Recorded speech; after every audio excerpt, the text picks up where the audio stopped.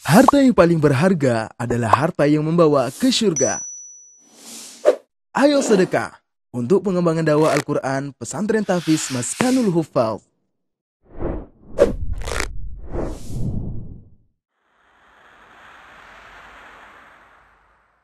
Sampai-sampai itu di grup itu saya rasanya mau buang itu handphone. Karena itu di grup itu beritanya tentang ibu saya gitu. Suhu ibu udah turun ini. Kadar oksigen ibu turun, ternaik, turun, naik. Itu saya benar-benar nggak mau baca grup keluarga. Saya benar-benar kayak saya udah benar-benar ngotot sama abang saya. Tolong bawa aja ke rumah dibanding dibawa ke rumah sakit gitu. Bawa aja ke rumah gitu. Kita rawat bareng-bareng. Apapun akhirnya yang penting ya Allah, mungkin ini pertemuan terakhir saya sama ibu saya. Saya sendiri, saya coba talkinkan ibu saya seperti apa yang dulu pernah saya talkinkan bersama ayah saya gitu kan. Saya talkinkan, ya saya bilang, "Mah, ini Aan udah sembuh gitu. Sekarang coba mama kuat gitu, mama kuat.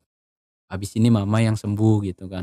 Apa yang menurut kita ini buruk, mungkin pasti selalu ada kebaikan selanjutnya. Jadi nggak selamanya duka itu terus-terusan duka. Pasti ada sukanya gitu. Harapan orang tua di akhirat itu adalah doa anak yang solih. Masa kita hanya mendoakan doa sependek itu untuk susah banget gitu kan. Jadi mungkin pesan saya untuk kita semua, kita memperbanyak untuk mendoakan orang tua kita. Kita ini sebagai penghafal Al-Quran sampai ajal menjemput. Berikan yang terbaik untuk diri kita sendiri, berikan yang terbaik untuk kedua orang tua. BBM Bincang bareng Mapas. Assalamualaikum sahabat Quran, kembali lagi bersama saya Bang Don di podcast BBM Bincang bareng Mapas. Nah teman-teman, kali ini seperti biasa kita akan berbincang dengan seorang narasumber yang setiap harinya dan setiap podcastnya itu kita narasumbernya selalu luar biasa gitu ya teman-teman. Kali ini insya Allah kita akan berbincang dengan santri terbaik. Nah teman-teman, kemarin kan kita habis wisuda nih di bulan Desember. Nah sekarang saya berbincang dengan seorang santri terbaik, Masya Allah, ngeri ya. Nah beliau ini mempunyai kisah sampai dia ini mendapatkan hadiah dari ibunya Uma Oki. Nah kali ini langsung sajalah kita akan berbincang bagaimana kisah kehidupan beliau. Dan insya Allah kita akan mendapatkan kisah-kisah menarik dari beliau. Langsung saja kita sambut Bang Farhan. Assalamualaikum Bang Farhan. Waalaikumsalam warahmatullahi wabarakatuh. Masya Allah, apa kabar? Alhamdulillah, baik-baik. Alhamdulillah ya. Sekarang kayaknya sibuk banget ini. Wah, dibilang sibuk ya gimana ya? Ini mungkin awal-awal Ya. pengabdian Iya. mungkin. Masih mencari jalan. Sekarang ngabdi di Mafas. Oh, enggak. Di Di lembaga yang baru dibuat sama Uma. Oh, Maharobik oh namanya. iya, Maharobik ya. Masya Allah, langsung ditarik Uma ya. Masya Allah. Nggak disangka-sangka itu. Berarti di luar Mafas tapi tetap ya sama, ada ikatan lah sama Mafas gitu ya. Betul masih ada ikatan. Iya, sebenarnya teman-teman menyesuaikan jadwal sama beliau ini lumayan susah kemarin. Akhirnya sampai sekarang ini pun kita mengusahakan gitu. Sampai ini kita podcastnya malam. Masya Allah. Baik, Bang Farhan atau Kak Farhan nih enaknya? Bang Farhan Bang aja. Farhan aja ya. Orang-orang anak-anak Cimanggis dulu. Kebetulan saya dari Cimanggis ya. Iya. Panggilnya Bang Farhan gitu. Bang Farhan. Ya, Bang Farhan aslinya orang mana? Saya asli Jakarta. Orang Jakarta. Betawi. Betawi. Tapi logatnya nggak ada Betawi-Betawinya. Oh gitu. Tapi asli orang Betawi gitu. Asli Betawi. Oh, nggak kayak Sultan, nggak kayak itu kan? Ya, enggak. Kalau beliau memang Betawinya medok gitu. Medok ya. Ya. Saya udah campur Jakarta. biasa. Antum Jakarta mana? Timur, Jakarta Barat saya. Oh, Barat. Udah S1 katanya dulu. Alhamdulillah. Oh, ngambil jurusan apa? Saya jurusannya ekonomi, akuntansi. Oh, akuntansi. Ngurusin duit ini biasanya. Biasanya akuntansi ngurusin fulus, Masya Allah. Insya Allah nanti nggak ngurusin fulus orang aja ya. Nah, Ngurusin itu fulus. dia yang penting. Sekarang masih ngurusin dari dulu akuntansi, dari zaman SMK, kuliah. Itu kita cuman ngitung, nggak ada fisiknya gitu. Ngitung-ngitung aja gitu. Iya sih. Nggak ada fisik. Karena emang ngitung uang itu emang kadang yang paling pusing itu uangnya nggak ada tapi ngitung uangnya gitu. Nah, itu dia. Agak pusing gitu. Kalau uangnya ada kan kita nggak pusing-pusing. Iyalah. Baik, kita akan berbincang nih sama Bang Farhan terlebih dahulu. Jadi beliau ini kemarin tuh menjadi dinobatkan ataupun mendapat sertifikat apa sih? Ya, terpilih lah menjadi santri terbaik di Maskanul Hufaz Cimanggis ya, benar. Nah, kali ini kita bakal coba bincang-bincang sama beliau. Kalau boleh tahu nih Bang Farhan, kisah sebelum Bang Farhan di Maskan gitu kan, sebelum-sebelumnya itu seperti apa? Orang tua masih ada semua, Bang? Qadarullah, orang tua keduanya sudah wafat. Oh, udah nggak ada? Ya, sudah wafat. Dua-duanya? Dua-duanya. Oh, berarti sekarang tinggal sama? Saya tinggal bersama abang-abang saya dan kakak saya. Oh, udah lama itu? Kalau ibu belum lama, ayah yang sudah lama. Ayah itu wafat 2010. Kalau ibu baru 2021. Oh, Kemudian baru 2 tahunan ya? Baru 2 tahunan. Iya, Masya Allah. Berarti sebelum masuk ke Maskanul Hufaz? Betul, sebelum masuk Maskanul Hufaz. Masya Allah, berarti ayah udah lama meninggal. Tapi Masya Allah ya, maksudnya ibu masih sempat menyekolahkan sampai S1 ya? Alhamdulillah masih bisa menyaksikan saya dalam menyelesaikan S1 sampai saya wisuda, alhamdulillah. Tapi qadarullah nggak bisa menyaksikan ketika wisuda tahfiz kemarin ya. Itu dia. Mungkin memang sudah jalannya ya. Mungkin. Ya, di balik itu semua ada rencana Allah, hikmah semuanya. Pasti setiap yang Allah takdirkan itu Allah yang rencanakan buat kita itu pasti ada yang terbaik gitu. Pasti. Masya Allah. Berarti sebelumnya kenapa bisa pengen menghafal Quran ataupun ke Maskanul Hufaz gitu? Apakah ada dapat hidayah kan, misalnya orang sekarang kan dapat hidayah pengen ngafal Quran gitu, ataupun memang udah dari kecil atau udah lama pengen mondok pengen ngafal Quran? Gimana itu? Ceritanya gimana ya? Saya juga mungkin memang flashback ke belakang ya. Iya, boleh. Mungkin dulu ayah saya memang seorang kepala keluarga. Pekerjaan sehari-harinya beliau itu sebagai kepala RT, rukun tetangga. Jadi hanya sekedar rukun tetangga, terus menyambi menjadi tukang ojek. Kalau orang bilang tukang ojek, ojek pangkalan gitu. Tapi di samping itu beliau juga seorang guru ngaji di kampung kami gitu. Jadi guru kami. Nah, mungkin karena beliau seorang guru, ya kami anak-anaknya mau nggak mau dituntut untuk bisa mengaji gitu. Tapi saya dulu, cerita saya itu waktu zaman SD, walaupun ayah saya seorang guru ngaji, saya belum bisa ngaji gitu. Oh iya. Iya. Nggak ikut ngaji? Nggak ikut ngaji.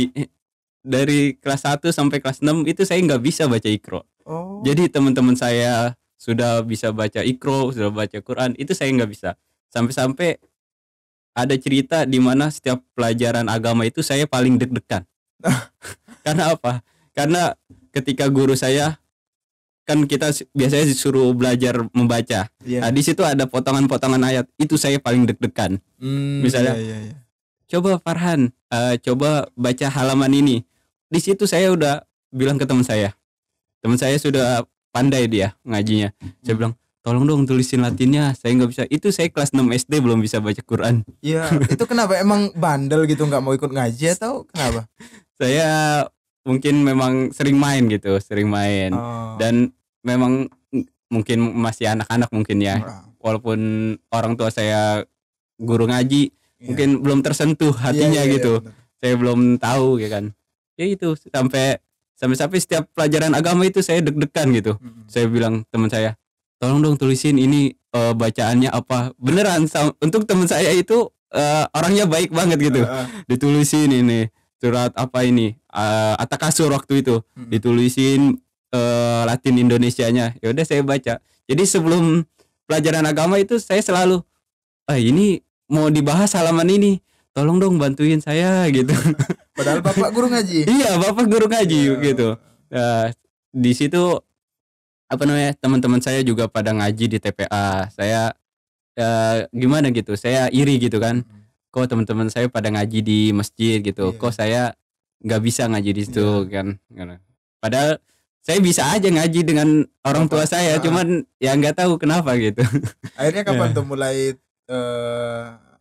apa ya, dapat Ah, hidayah lah itu ya, ataupun dapat hidayah ya itu pas mau ujian sekolah kelas 6 wajib itu kan, ada hafalan surat-surat pendek, ada ini. Disitulah saya langsung minta apa namanya, minta ngajarin. ajarin sama ayah saya. Dari Hmm. situlah saya sedikit-sedikit maulah ikut ayah saya ke masjid ini gitu. Ya Iya, dari situlah. Nah, kelas 6 sudah saya apa namanya, ujian sekolah udah saya lulus kan. Hmm. Masuklah kelas 1 SMP. Baru awal kelas 1 ya qadarullah itu di tahun 2010 ya Allah mewafatkan ayah saya di situ. Oh, kelas 1 SMP. Betul. Jadi ayah saya wafat setelah mendampingi saya, membantu saya dalam apa namanya, ujian sekolah Iya, itu, iya, iya. terutama dalam agama itu. Allah mewafatkan gitu. Ada terus flashback lagi apa namanya? Kenapa tadi pertanyaannya kapan mulai hijrah gitu. Iya. Jadi itu sebelum ayah saya wafat. Jadi karena ayah saya kepala ini yang selalu saya apa ya? Ingat, saya sedih gitu, sedih. Ya mungkin nggak bisa saya sesalin gitu, tapi Iya, iya. ini jadi introspeksi saya gitu. Iya, Dan iya. mungkin Motivasi ya. perkataan juga itu harus benar-benar terjaga. Jadi setiap Ramadan itu jadi ada santunan anak yatim, dan kepala semua apa tokoh masyarakat diundang di masjid gitu. Karena ayah saya seorang RT, nah diundanglah di masjid. Nah, kedengeran kan sedang acara di masjid dari rumah saya. Nggak tahu kenapa saya nyeletuk gini. Itu enak banget ya jadi anak yatim gitu. Enak banget jadi anak yatim dapat santunan. Itu nggak tahu kenapa. Sontak saya lagi di dapur sama ibu saya gitu kan, menemani ibu saya lagi menyiapkan berbuka kan. Ibu saya langsung marah gitu. Oh gitu. Astagfirullah, istighfar gitu kata ibu saya. Kenapa ngomong gitu? Oh, di situ kan saya bercanda gitu kan. Saya Itu juga masih kelas 1 SMP itu. kelas ya 1 SMP betul. Itu Ramadan itu. Saya ya saya nggak tahu kenapa nggak sadar Iya, gitu nggak sadar. berbicara seperti itu kan. Itu enak banget jadi anak yatim, maksudnya setiap tahunnya Dapat santunan. dapat santunan. Itu omongan yang mungkin menjadi saya untuk berhati-hati gitu kan. Dalam berbicara. Nah, itu Ramadan udah kelar. Dan di Ramadan inilah adalah Ramadan terakhir saya bersama ayah saya. Setelah saya mengucapkan kata-kata itu, mungkin memang sudah jalannya Allah Iya, ya. mungkin itu juga pertanda ya. Biasanya kan ada pirasat-pirasat entah gimana gitu kan, biasanya ada ketika keluarga atau kerabat yang ingin pulang itu kan biasanya ada tanda. Ya mungkin itu nggak sengaja karena memang itu firasat kita itu udah sampai ke sana gitu. Ya, qadarullah. Ya, benar. Berarti Ramadan Bapak menikah. Itu dia Ramadan. Seminggu sebelum itu saya berbicara seperti itu, ada acara pas 2 hari sebelum Idul Fitri. Ayah saya nggak kuat lagi puasa Ramadan. Akhirnya beliau memang sudah ada sakit. Iya. Sakitnya kambuh lagi. Akhirnya 2 hari kami keluarga bilang jangan dipaksain gitu kan karena udah sakit. Oke. Nah, pas malam takbiran ya biasa aja gitu. Biasa aja malam takbiran, ya mungkin saya juga sama abang saya jalan-jalan malam takbiran, keliling-keliling gitu. Cuman ada firasat juga gitu. Pas keliling-keliling pas saya pulang itu jam 12 malam. Iya. Ayah saya bilang, "Sudah sholat Isya belum?" gitu. Saya belum sholat Isya saat itu karena habis keliling-keliling. Nah, akhirnya saya kan nggak begadang lah jam 12. Saya begadang, tidur-tiduran aja, belum sholat Isya. Akhirnya saya sholat Isya dulu biar bisa tidur sholat Isya. Tapi di situ masih belum bisa tidur. Tapi apa namanya, rumah saya sudah mati lampu. Saya ngelihat ayah saya itu pindah-pindah tidurnya. gelisah dia pindah dari kamar ke ruang tengah, Oh. kamar ke ruang tengah. Heeh. Dan tumbenan juga biasanya saya udah langsung tidur kan, namanya anak-anak Iya. nungguin besoknya lebaran pasti tidur cepet biar besok pagi gitu kan. Iya. Nah saya nggak tahu kenapa tiduran tapi nggak merem gitu, nggak merem. Saya ini kenapa ya, gelisah gitu kan, pindah-pindah. Akhirnya pas pagi hari kita udah siap-siap, nah ayah bener-bener lemah gitu, lemah tapi beliau maksain gitu. Ayah mau ikut sholat Idul Fitri gitu, mau Idul Fitri ya kan. Nah tapi ngeliat kondisi ayah lemah gitu, ibu nggak kasih gitu, yang nggak usah dipaksain, di sini aja gitu. Nah, akhirnya kita semua anaknya berangkat, nah tinggal ibu sama ayah di rumah. Itu pertama kalinya juga mungkin orang tua saya dua-duanya nggak ikut sholat Idul Fitri karena ibu jaga ayah. Ya udah kita sholat Idul Fitri. Pas Idul Fitri waktu itu hari Jumat kalau nggak salah, 10 September 2010 hari Jumat. Oke, pas pulang sholat Idul Fitri, biasanya kan kita salam-salaman gitu, dan ya haru lah gitu, haru, seneng juga kan karena kita semua umat muslim merayakan kemenangan ya kan setelah sebulan kita berpuasa. Nah, tapi di situ saya masuk rumah, ya Allah itu saya sedih banget gitu. Ibu di samping ayah dan ayah udah kayak nggak sadar, sedikit nggak sadar gitu. Oh. Jadi seharusnya kita itu merayakan kemenangan gitu kan. Iya. Kita keluarga pulang, abang-abang saya pulang ke rumah, ngelihat ayah sudah terbaring. Iya. Di sampingnya ada ibu. Ya udah kita benar-benar minta maaf di situ, minta maaf semua atas kesalahan-kesalahan kita sebagai anak semuanya. Ayah udah nggak sadar gitu, nggak sadar.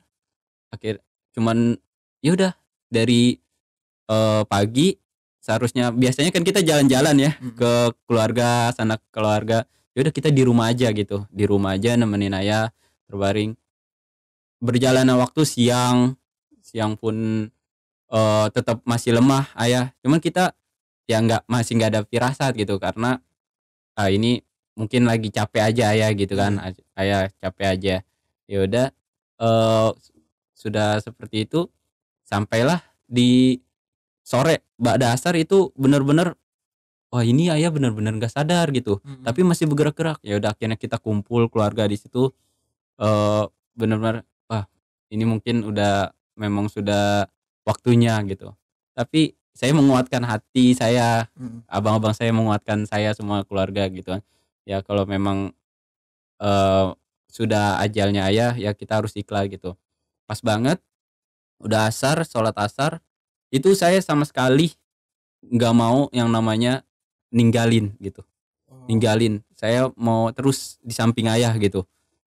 Saya tahan ngantuk, padahal itu ngantuk banget gitu. Saya coba melek, jangan tidur gitu, jangan tidur.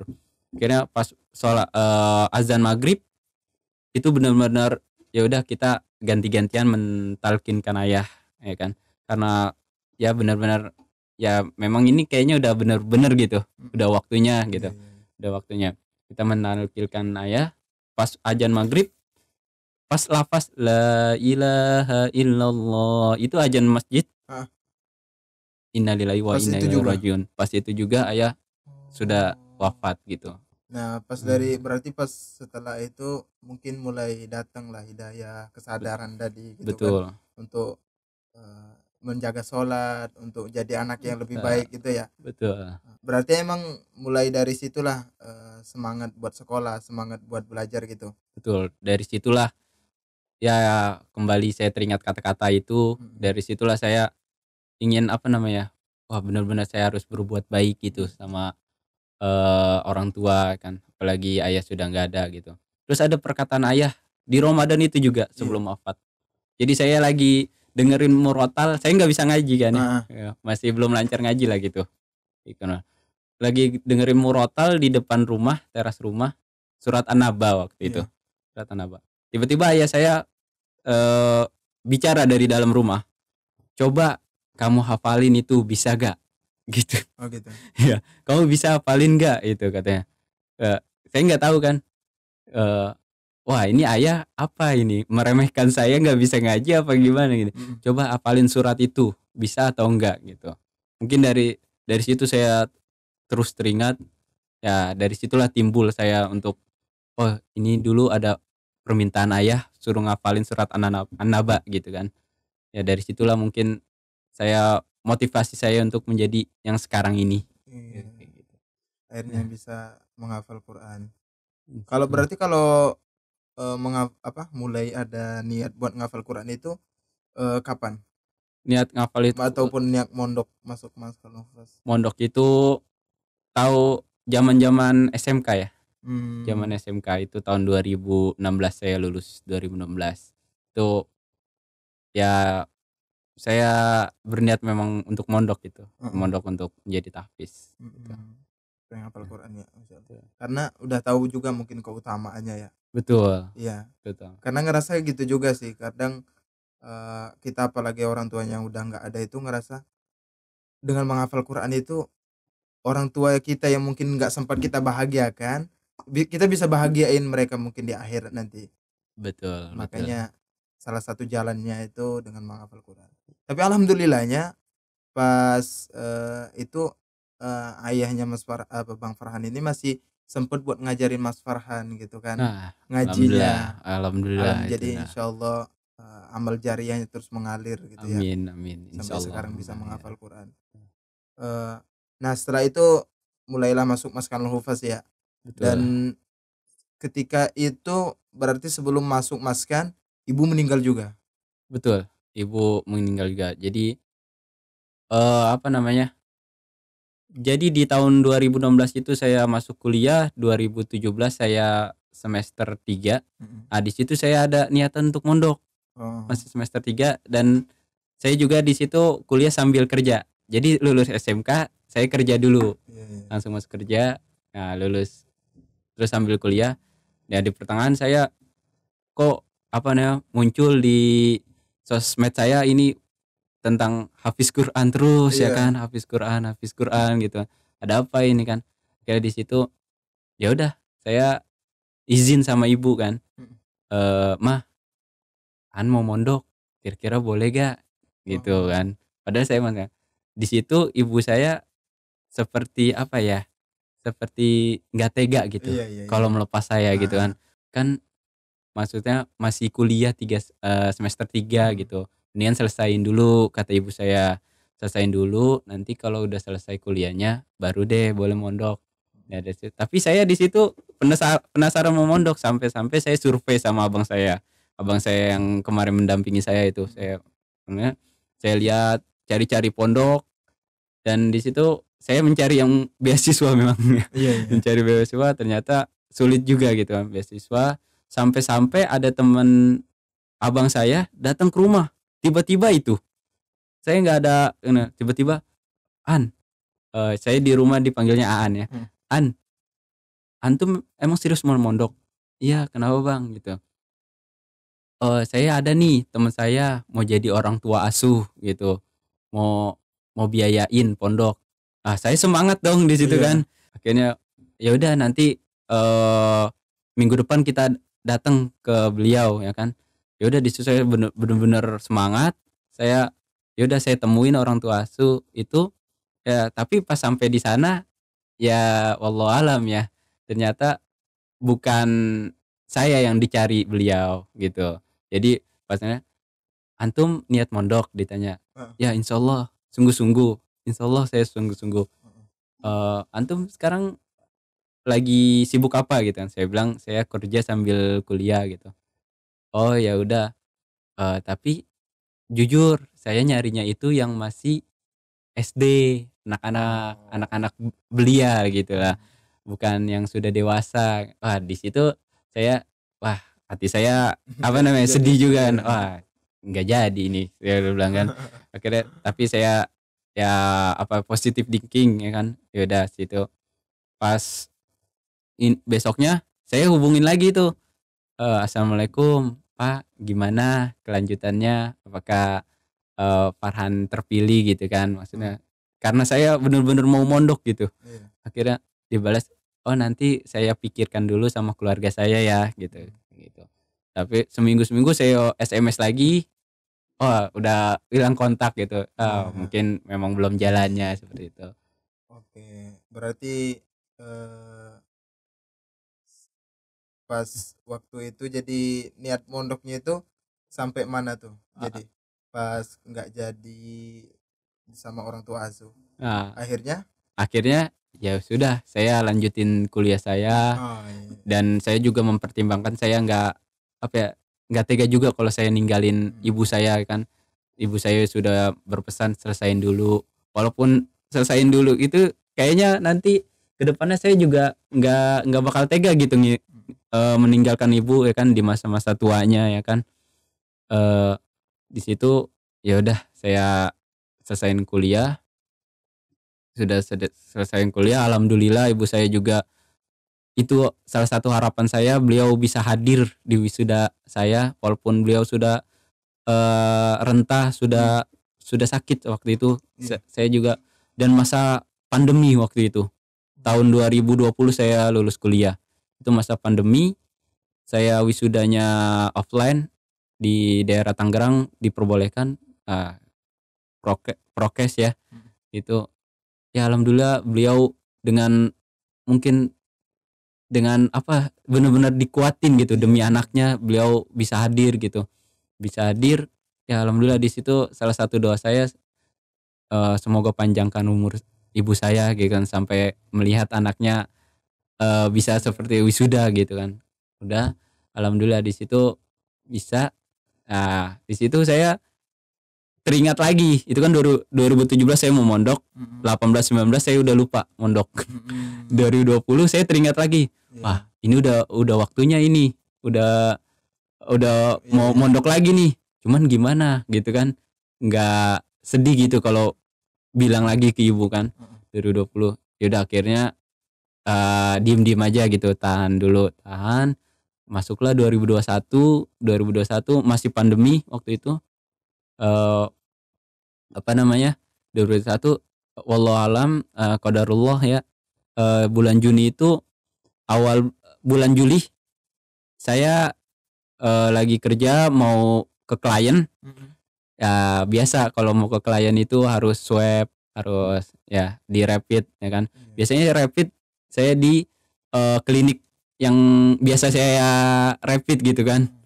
Mm, Dan hasilnya ya negatif, negatif terus. Cuman nggak tahu kenapa saya lagi nggak mau ke klinik itu. mm, Akhirnya saya pindah lah ke klinik yang lain. mm, Klinik lain saya rapid, pas saya ini hasilnya positif. Wah, di situ saya bener-bener down ya kan. iya. Wah, apa ini karena beda klinik tiba-tiba positif? Biasanya saya selalu Iya. negatif terus kan, negatif negatif Apalagi negatif. itu baru-baru corona ya.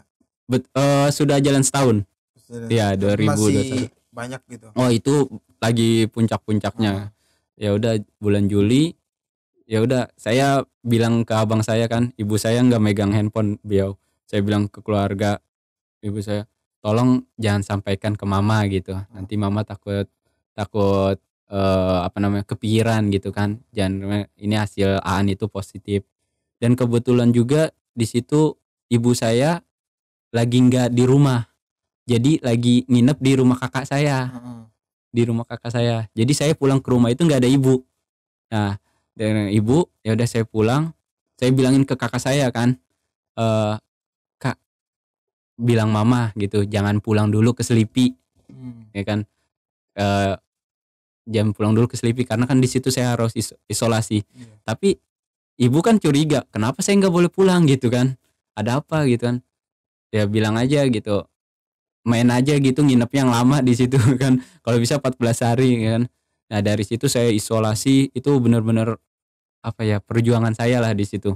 Perjuangan saya, bener bener apa yang saya rasakan, apa namanya, ujian dari Allah di situ. Iya. Saya benar-benar berjuang. 5 hari saya isolasi, ibu saya benar-benar curiga gitu, kenapa ini saya nggak boleh pulang. Akhirnya nelpon, ya udah mau nggak mau akhirnya terbongkar juga kan, Iya. terbongkar juga. Oh ternyata positif. Mm-mm. Dan di situ saya juga sama abang saya sakit juga gitu. Oh, kena Akhirnya juga. kena juga gitu kan. Ya sebetulnya saya nggak mau gitu ngabarin ke ibu, pasti namanya seorang ibu bakal kepikiran. Iya. Tapi dikabarin pun ibu malah ada malah drop. Jadi di Hmm. rumah kakak saya, ibu itu drop di bulan Juli itu. Drop, saya tanya dong, "Kenapa mama drop?" gitu kan. Ah, nggak tahu, tiba-tiba ini drop aja gitu kan di rumah kakak. Jadi selama berapa hari dari awal Juli, 13 hari itu saya nggak ketemu sama ibu saya. Hmm. Dan saya dengar kabar mama semakin drop, dibawa ke klinik, eee, bener-bener drop, butuh oksigen, sampai-sampai kok saya yang positif, Iya ya. ibu saya yang pakai oksigen gitu Heeh, kan. heeh. Wah, di situ saya juga setiap malam saya udah bener-bener menguatkan diri saya, menguatkan, karena saya juga sesak napas gitu kan, Iya. sesak napas mikirin, sampai-sampai itu di grup itu saya rasanya mau buang itu handphone. Karena itu di grup itu beritanya tentang ibu saya gitu. Suhu ibu udah turun ini, apa namanya, kadar oksigen ibu turun, entar naik, turun, naik. Itu saya bener-bener nggak mau baca grup keluarga. Saya bener-bener kayak mau Iya buang iya. handphone itu. Iya. Saya apa yang bisa saya lakukan gitu kan. Mhm. Saya harus isolasi, nggak bisa ketemu ibu saya kan. Sementara ibu saya juga dalam keadaan drop tiba-tiba ya kan. Drop di situ, akhirnya saya cuman, ya Allah, eee, kuatkanlah kami, keluarga keluarga kami. Jadi keluarga kami saat itu memang benar semuanya positif gitu, Oh. positif. Akhirnya ibu drop drop drop, akhirnya sampai ada pembicaraan dari, kebetulan alhamdulillah juga apa 3 abang saya ini dia kuat gitu, dia nggak ikut kena positif gitu. Mhm. Jadi dia yang merawat ibu saya di sana, sampai-sampai ada kabar, ini mama harus dibawa ke rumah sakit gitu. Itu positif nggak sih? Nah, disitulah tadinya kan dibawa ke klinik, Mhm. belum tahu positif apa enggak, tapi harus dibawa ke rumah sakit Iya. karena bener-bener, butuh Iya oksigen iya. gitu kan. Nah, pada saat itu tuh sedang rame-ramenya gitu Mhm. Covid, sedang memuncak, yang bahkan ada isu kalau keluarga kita, apa namanya, eee, positif, Iya. jangan mau dibawa ke rumah sakit. Mhm. Pernah denger Iya iya iya. mungkin? Karena di rumah sakit itu ya udah akhirnya Di bakal tahu ya iya, kan, pasti gimana-gimana dipositifin ya gitu. kan, positifin dan ujungnya ya sudah gitu kan. Dikuburinnya Ah, cara-cara yang kayak gitu kan. ya kan, saya bilang sampai-sampai saya ngotot hanya bisa di WA, "Tolong jangan bawa mama ke rumah sakit," gitu. Mhm. Permintaan saya, "Jangan bawa, sebisa mungkin kita rawat aja di rumah," gitu. Mhm. Rawat, beli aja oksigen gitu. Tapi gimana, oke 1, 2 hari, 3 hari kita bisa stok oksigen. Besokannya itu oksigen sudah keliling-keliling habis. Karena semua Mmm. orang itu butuh oksigen, ya kan. Eee, Akhirnya kakak saya, abang saya nelpon saya di rumah, "An, tolong, dengerin." Saya di situ dinasehatin, Mhm. "Dengerin, ini untuk kebaikan kita semua, untuk kebaikan mama, kebaikan ini. Kita sudah berusaha, tapi mama bilang," ibu saya yang bilang katanya, "Mama mau dibawa ke rumah sakit," gitu. Waduh, padahal saya sudah nggak setuju gitu dibawa Mhm. ke rumah sakit. Mama sendiri yang minta ke rumah sakit, Iya iya. Akhirnya? dan apa, pikiran saya sudah aneh-aneh gitu Mhm. pokoknya kalau sudah dibawa ke rumah sakit, ya Allah, saya bilang. Akhirnya ya udah kita bawa ke rumah sakit yang rumah sakit swasta, nah, di dekat rumah kakak saya. Nah, tapi pas sudah di situ kirain saya cuma dicek doang, dicek, Mmm. dikasih oksigen, dirawat seperti biasanya lah. Mhm.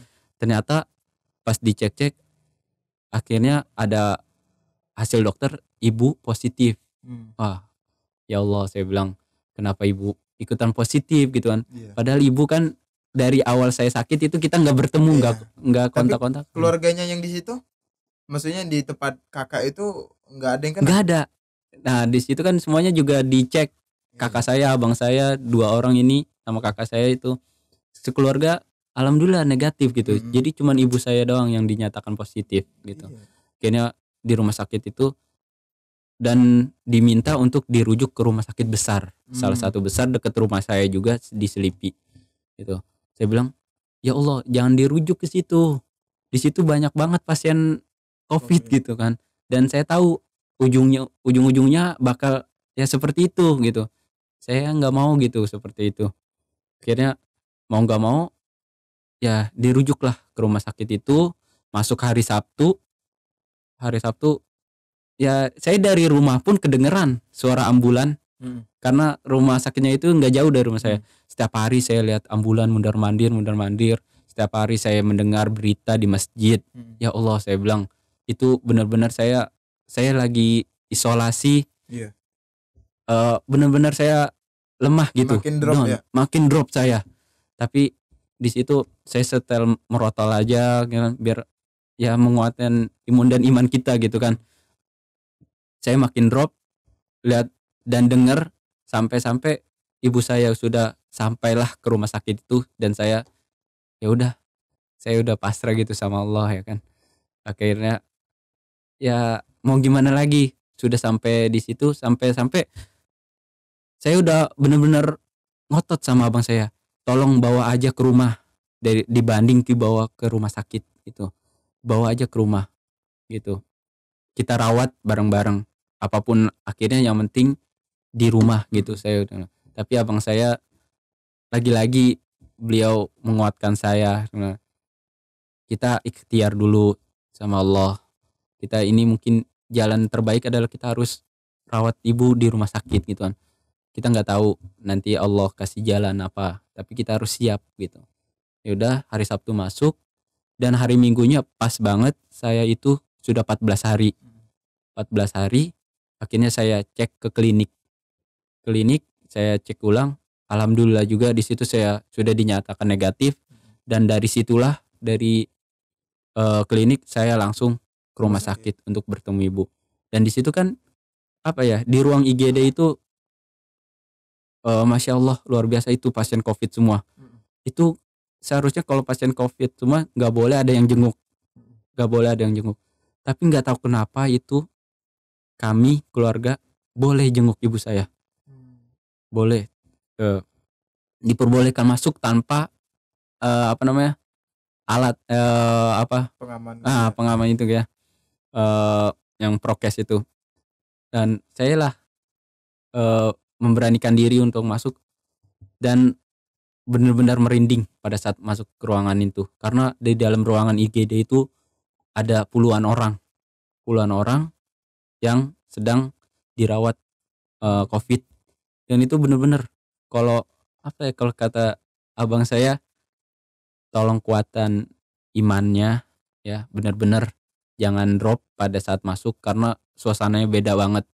Bener, saya masuk beraniin diri karena saya mau ketemu ibu saya. 14 hari saya nggak ketemu ibu saya, dan pas saya ketemu itu ya Allah, kita apa namanya, ngeliat keadaan ibu saya Itu udah nggak sadar lagi. sudah nggak sadar, karena pada saat awal masuk rumah sakit itu sudah masuk ventilator namanya. Ventilator itu alat bantu pernafasan. Jadi alat bantu itu sudah masuk ke sini, ke mulut sampai sini, dan itu ya sudah nggak sadar lagi, saya sendiri. Ya sudah, saya di situ saya berdoa, saya di samping ibu saya. Ya nggak tahu juga itu kenapa kami sekeluarga bergantian boleh masuk, padahal dinyatakan positif. Di situ kan ruangan positif ya kan. Eh, di situ saya juga, ya Allah mungkin ini pertemuan terakhir saya sama ibu saya. Saya sendiri, saya coba talkinkan ibu saya seperti apa yang dulu pernah saya talkinkan bersama ayah saya gitu kan. Saya talkinkan, ya saya bilang, "Mah, ini Aan udah sembuh gitu. Sekarang coba mama kuat gitu, mama kuat.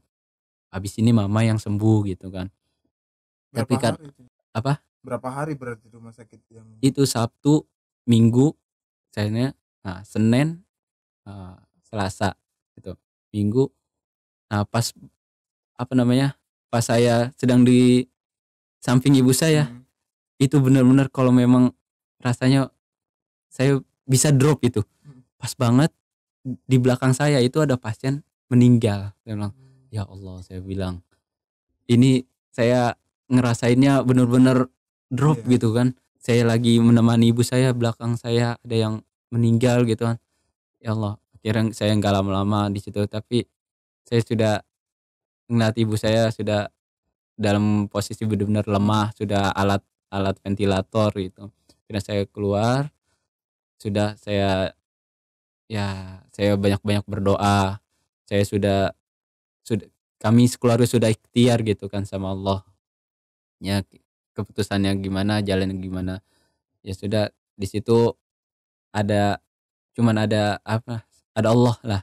Dan abang saya alhamdulillahnya selalu apa namanya, menguatkan kita semua gitu. Menguatkan kita harus, ya ini udah jalan Allah gitu. Jangan, ya pokoknya kita jalanin aja Iya. gitu, kita kuat. Akhirnya Minggu saya ketemu, Senin saya pulang ke rumah, eee, saya Senin, Selasa, dan hari Selasa itu dapat lagi-lagi bener-bener itu, selama itu saya nggak mau sepertinya ngeliat grup keluarga WhatsApp. Hmm. Karena di situ kabarnya bener-bener, ini kabar apa lagi, masuk ini Iya. pesan-pesan. Kira ada video call, abang saya video call, "Ini tolong, doa mama bener-bener udah, kalau di alat itu sudah benar-benar menunjukkan Kritis kalau ya. udah kritis banget, kritis. Sampai-sampai dokternya bilang kalau ini alatnya dicabut, ibu sudah pasti nggak ada," gitu. Hmm. Oke, setelah itu ya udah pas siang saya lagi WFH saat itu. Saya masih kerja di rumah, Hmm. saya lagi komunikasi dengan klien saya, tiba-tiba saya buka handphone, telepon, ini apa, eee, abang saya nelpon tapi habis itu dimatiin. Di situ saya udah, ini apa gitu Iya, kan. iya. Akhirnya saya coba telepon balik, ya udah dengar kabar innalillahi wa inna ilaihi rajiun. Mama sudah nggak ada gitu. Di situ saya langsung lepas laptop saya apa udah seperti saya Iya. pingsan itu. Ya, apa yang saya pikirkan terjadi juga dari awal saya isolasi mandiri, karena Hmm. jangan sampai ibu ke rumah sakit, akhirnya ya di situ. Malah ibu ya. Nah, malah ibu saya yang isolasi, ibu yang drop, Hmm. akhirnya ibu yang menghadap Allah lebih dulu gitu kan. Ya karena emang udah, ya gimana ajalnya gitu kan, Iya, karena emang udah ketentuan Allah gitu. Masya Allah iya. itu, ya sampai kerasa sih gimana perasaan Bang Farhan saat itu juga. Apalagi kan waktu itu Bang Farhan juga udah ya dewasa lah gitu kan. Betul, Jadi udah tahu gimana perasaannya, gimana pengorbanan ibu, gimana eh, ya hati kita itu kan terikat sama orang tua ya. Jadi kalau mungkin masih kecil-kecil dulu kan nggak terlalu ya, nggak terlalu kepikiran gitu tentang orang tua. Tapi kalau udah dewasa itu kita mikirin terus. Jadi kerasa gitu pas betul, kepergiannya itu. betul. Sampai akhirnya bisa masuk maskannya akhirnya setelah Nah, bulan setelah itu Juli ibu wafat, dari situlah saya, berpikir, kemana saya, kemana ya. kemana saya gitu kan. Saya mendengar kabar 2 abang saya ingin melangsungkan pernikahan ya kan. Hmm. Kami di rumah itu berempat. Jadi Hmm. kalau 2 orang ini menikah, tinggal abang saya satu sudah menikah di rumah. Hmm. Satu tinggal saya gitu kan. Nah. Saya mau kemana gitu kan. Di Iya, situlah saya bingung. Akhirnya menikah yang dua ada di sini, 2 menikah dan tinggal antum. tinggalan saya kan. Ah, Saya berpikir, kemana saya ini? Akhirnya akhirnya ya lagi-lagi sosmed itu lewat. iya, iya, iya. Udah, ini berita pondok lagi dan ketemulah Mas Kanul Mantul Lufas gitu kan. pas. Ada info-info beasiswa untuk ikhwan.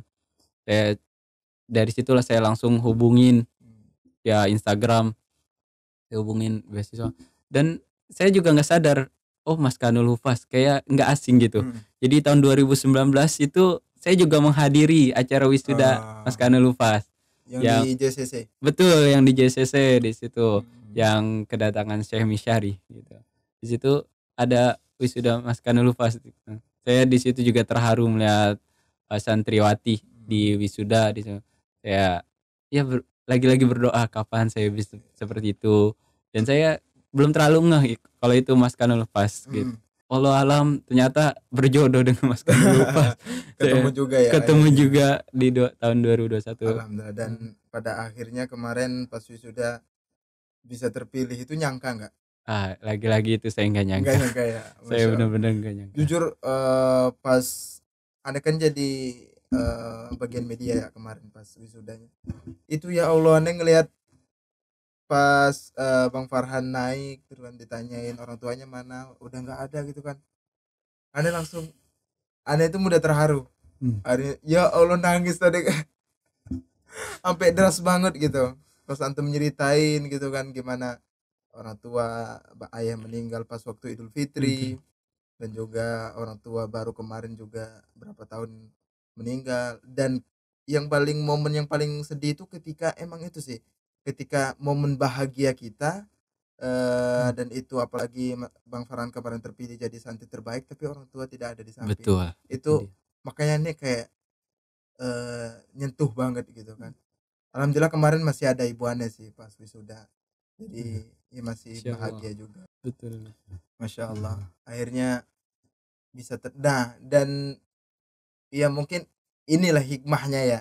Betul. Banyak hikmah gitu kan. Mas Farhan akhirnya sukses dalam menghafal, dalam belajar, memondok, dan qadarullah dapat hadiah umroh dari ibunya Ummu Oki. Masya Allah. Itu semua orang pasti nggak nyangka loh, termasuk Bang Farhan gitu. Betul, kan. benar-benar. Karena ya udah banyak sebelum santri-santri terbaik, tapi yang terpilih umroh Bang Farhan gitu. Ya, itu dia. Dan ya itulah, setiap apa yang Allah kasih ke kita itu mungkin menurut kita buruk, tapi ternyata di situ ada kebaikan di dalamnya. Masya Allah. Akhirnya kapan berangkat umroh ini? Insya Allah dengar-dengar Februari ini. Berarti bareng para pengurus ya? Betul, bareng pengurus. Masya Allah. Nggak nyangka banget ya. Nggak nyangka banget itu umroh saya. Ya, mungkin ya benar-benar apa yang menurut kita ini buruk, mungkin pasti selalu ada kebaikan selanjutnya. Jadi nggak selamanya duka itu terus-terusan duka. Pasti ada sukanya gitu. Mungkin kalau tidak 2021 Allah mengambil ibu saya, mungkin saya nggak mondok gitu kan. Di sini jalannya gitu kan. Saya bisa skenario Allah, Masya Allah. Disitulah kita harus terus mencoba berprasangka baik dengan Allah, husnuzon gitu. Dan ya saya juga nggak benar-benar nggak nyangka ya wisuda aja gitu kan, nggak terpilih, nggak ada ini untuk jadi santri terbaik gitu kan, nggak ada santri terbaik, apalagi sampai dapat umroh itu. Tapi kalau umroh insya Allah pasti setiap orang berdoa untuk Allah panggil ke Baitullah. Di situ saya terus berdoa gitu sampai saya sebelumnya punya keinginan, cuman nggak tahu keinginannya kapan gitu. Saya selalu orangnya selalu menghayal gitu, sampai menghayal seperti ini misalnya ada orang baik gitu kan menawarkan saya gitu kan. Di sini kan saya pakai kacamata ya minus ya kan, siapa tahu saya ketemu orang baik ya kan, terus menawarkan Farhan ada 2 pilihan buat kamu gitu kan. Mau umroh apa mau mata kamu sembuh gitu kan. Gitu kan. Saya selalu menghayal gitu ya kan. Mau ada 2 pilihan nih, mau umroh apa mata kamu sembuh gitu kan. Dia bilang pasti kalau pertanyaan ini saya maunya mata saya sembuh gitu. Enggak, saya mata sembuh. Gitu. Mata sembuh ya berarti kan udah normal penglihatan gitu kan. Ya disitulah mungkin saya bisa mencari usaha untuk berangkat umroh kan. Ya qadarullah tanpa ada orang baik datang nanya gitu, ternyata udah dapat undangan. Ya Allah. Masya Allah, dapat panggilan. Jadi mungkin kita mintanya ini, ternyata Allah kasih ini ya. Betul. Akhirnya nggak sembuh matanya, ataupun mungkin nanti bisa jadi kan, tapi Allah udah dahulukan umrohnya gitu. Nah itu dia. Alhamdulillah, Masya Allah. Baik, Masya Allah, ini banyak nih hikmahnya ya. Berarti kita itu harus senantiasa berprasangka baik Betul, kepada Allah. betul. Ya kita nggak tahu skenario Allah itu apa. Ya Allah itu tahu mana yang terbaik Baik. buat kita gitu kan. Jadi jangan pernah menyangka apapun yang Allah berikan kepada kita itu buruk. Betul, Sesungguhnya pasti ada kebaikan ya. pasti selalu. Apalagi karena ya di dunia ya. Karena Hmm, di dunia itu sementara, apapun yang Allah kasih itu ya terima aja dan syukuri. betul. Nanti kita akan petik itu semua di akhirat insya Allah ya. Ya, Masya karena sejatinya apa namanya? Kesuksesan yang hakiki. hakiki itu hanya di akhirat Mm-mm. gitu.